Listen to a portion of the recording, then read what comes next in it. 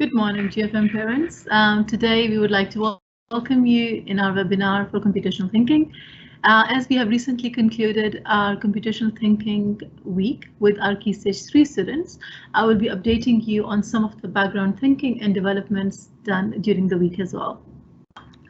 I believe some of you will be joining us for the first time, so I will take you through a little bit of what computational thinking framework is and why it is so important for us as a school and for our students and their future. You may have seen this poster that was around quite a lot in our social media, in school, and all students in Key Stage 3 were working on student-led projects. So I will talk you through about the project. As you can see on the poster, it says high performance computational thinkers. So it's not just one project which is on computational thinking leading to innovation. In fact, within one project, we mapped all important aspects in our students' life. So we mapped it onto Expo themes as well as focuses, which links with their trips as well. It's linked with Sustainable Development Goals, which is a focus for any student nowadays, and it's a very important focus for us here at GFM. And we have mapped it on HPL, that we're trying to encourage and embed in our students' thinking, way of working throughout everything that they do. What is computational thinking? So for those of you who may have joined us for the first time, just to give you a very quick overview of computational thinking frameworks. So when it comes to thinking frameworks, there have been many frameworks around, many become popular for a short period of time and then disappear, or there's another framework which could be considered better for that duration, for that generation or cohort of students. However, there is one framework that's been there for as long as we can remember. And how is that computational thinking framework? I'll talk you through that shortly, but for now, it consists of 4 steps. The very first step is simply decomposing. So break the task down as to as many smaller sub-components possible. Pattern recognition is about knowing if we know anything about this from before, from other people's experience, from research, from our surroundings, anything that we can link together to make patterns.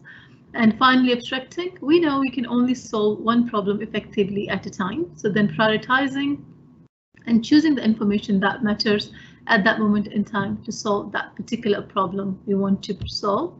And then finally, algorithmic design, which simply means coming up with a step-by-step guidance using which that problem can be solved, not just by ourselves, but by anyone. It's a simple, or the most simple possible framework for solving any problem, whether it's with learning, teaching, real-world problems, social problems, anything that we can think about. Okay, so what makes computational thinking such a powerful and impactful framework? If we roughly look at the leading innovations over 3 centuries, we know that ending 18th century, early 19th century, it was computers. 20th century was all about internet, and that was the biggest innovation out there, and that has brought so many more innovations in our life and on our planet. And currently it's AI, how the intelligence we possess as experts, as humans, can be then transferred to machines to then have multiple intelligences around and expertise without having to rely on one individual. Now, the basic foundation in all these 3 leading inventions or innovations across 3 centuries is computational thinking framework. So the power of the framework is very evident just by looking at the 3 images. And the idea is that we use the same power to enable our students to become thinkers, problem solvers, not just for now, but for future. And that beautifully gets aligned with our school priorities as well, as you must have seen on our school website. To develop sustainable development goals, community involvement, volunteering, and social contributions, which lets our students to be successful and caring citizens today and successful citizens tomorrow. We do all that with our HPL. As you know, HPL is embedded in everything we do in school. So computational thinking brings everything very nicely together and makes it possible for students to work on their ideas without even realizing that they are tapping into all these top-notch priorities. Just a very quick overview of Sustainable Development Goals. I'm aware many of you are already aware of it, but these are the goals which are the focus for all countries. But basically, students being the leaders of tomorrow, if they are aware of it and have solutions now, they are not only helping solve these humanitarian goals, but are also increasing their profile as individuals so they can be successful. They are prioritized for university admissions, and they are prioritized for employment opportunities or personal business opportunities when they are at that stage. Within the project, like I mentioned earlier, we connected very smoothly and beautifully onto Expo themes. So each problem that our students were trying to solve in their teams has to be mapped onto at least one SDG goal, could be multiple. Some of them had amazing ideas where they were tapping multiple goals, but at the same time to at least one of the Expo priorities or themes. And the process actually started back in first half term, where they started ideating some ideas using Expo Young Innovator resources. So it's a long thinking process that is now coming together in beautiful projects that will be spotlighting for the remainder of this term and the next half term. Okay. So as a school that helps us improve teaching and learning quality in multiple ways, our curriculum extensions in multiple ways, opportunities such as these are well embedded into the curriculum. I will talk you through more how they are well embedded into the curriculum. But together, opportunities like this enable our students to demonstrate, learn, improve, and demonstrate. So go through a cycle of learning and demonstrating their learning skills, which are a key element for their learning. So this is how we ensure that all our teachers are working together to support students. Students had to work on criteria, and each subject teacher were responsible and helping them in ensuring that they up-level their work in terms of quality before submission. At the same time, computational thinking, as you can see, the 4 pillars were mapped onto HPL, so that gives students a further, deeper opportunity to ensure that they're not just doing one standalone project, but it's mapped back to everything they do and everything they exhibit throughout the day. So how is it so important from students' point of view? In front of you is the data we collected from previously run computational thinking projects. And all of this goes back to students learning with them and not to them. So with projects such as the one we just conducted with P-Stage 3, it's about students' ideas, their inspirations, their motivations, their skills put together, and then provided with the quality subject knowledge so that they can up-level their content and their ideas, and at the same time their ideas are relevant and accurate when it comes to conceptual understanding. So all of them put together, we ask our students how they find the whole experience, and in front of you is the stats that we got. And this was a result of the questions which were asked around getting opportunities to initiate ideas, manage projects and be creative, being engaged in learning and taking responsibility, opportunities to collaborate and communicate, critical thinking, inquiry and research, being able to apply the learning to real world problems. I mean, how real can it be when they're directly working on SDG? And as a result of which they're contributing to society.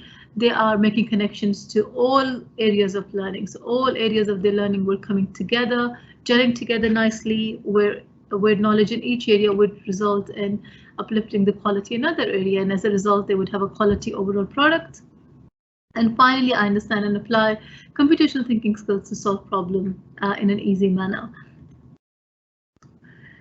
So the most important out of all the questions, all of them were very important, and they all play a very vital role in students' choices that they make in their learning, for their time, their social choices, and ultimately their career choices. But the most important element that can determine all of these is I get engaged in my learning and take responsibility. We all know that once students are engaged themselves and that's something they enjoy doing, the rest of the game becomes easy and joyful. So the stats in front of you are based on students' response to if they got engaged in their learning and took responsibility themselves. So it's more of learning whilst having fun, finding a purpose, getting everything aligned instead of learning as a chore.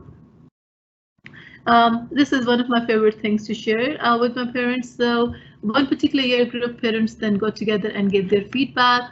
And this is just a collage of all the beautiful words that were sent to our teachers for their amazing work that they conducted as part of Computational Thinking Framework project. Again, by running these projects and providing students these opportunities, we were able to have several exhibits across the whole last year, where students' projects were identified and were represented at school level, at GEMS level, and even at at UAE level through different media platforms. College Time was just one of them. So this was a very quick overview for everything that we are doing to help our students learn something above and beyond a normal expectation from a school curriculum and learning skills opportunities. By combining everything together, we are making it easier for our students to see a purpose and direction.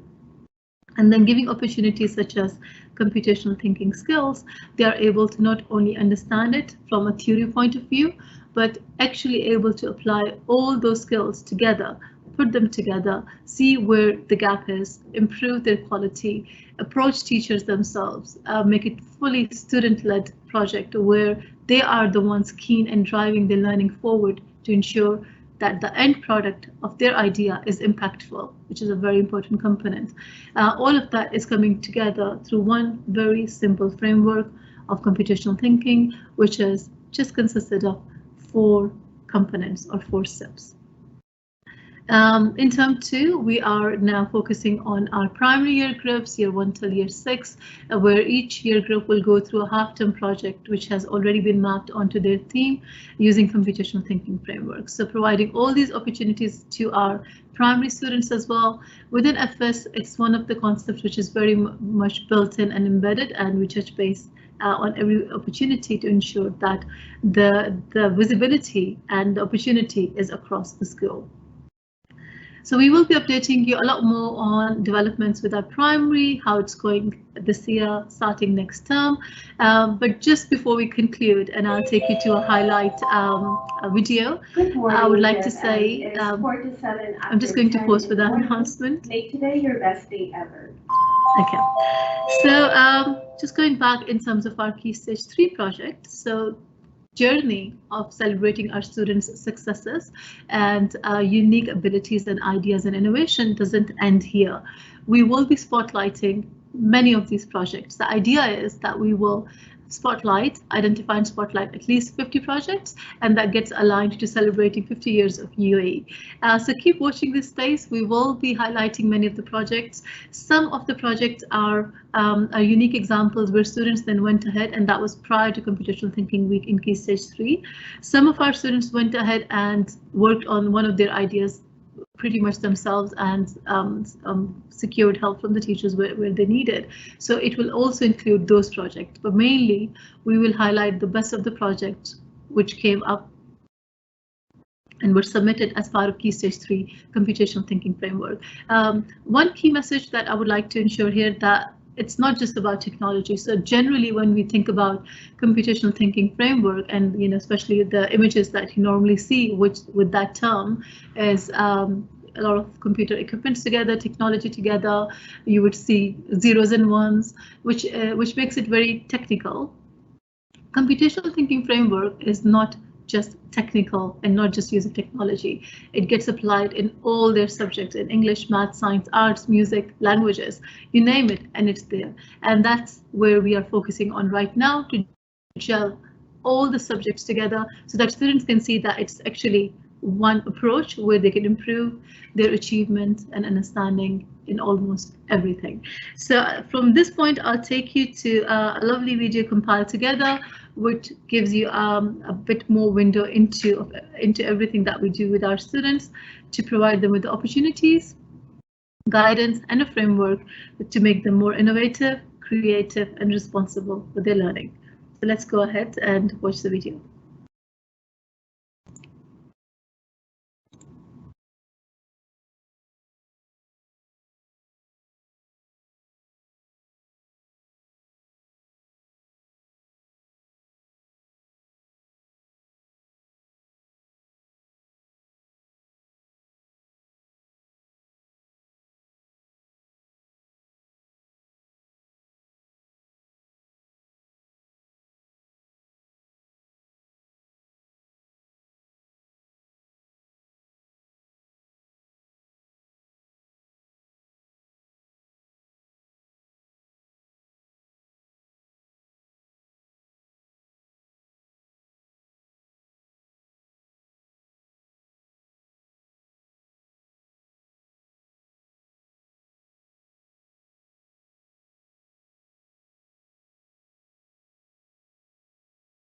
Thank you so much. I hope you have enjoyed the webinar, and if there are any questions, we will be happy to take your feedback and answer your questions. It's a journey together. It's a very new concept that's applied only in 5% of schools, approximately around the world. Many schools cover computer science as a subject, ICT as a subject, and there is a framework around digital citizenship, or e-safety, as it's normally called. But the middle layer, which ensures that our students are learning as a whole and are capable to survive in this digital world as a whole, gets missed, which is computational thinking skills. So we here at GFM try to make sure that all the layers are sufficiently provided and enabled for our students to become the successful citizens for tomorrow. Thank you, and we will look forward to your feedback and any questions that you may have. Have a good day.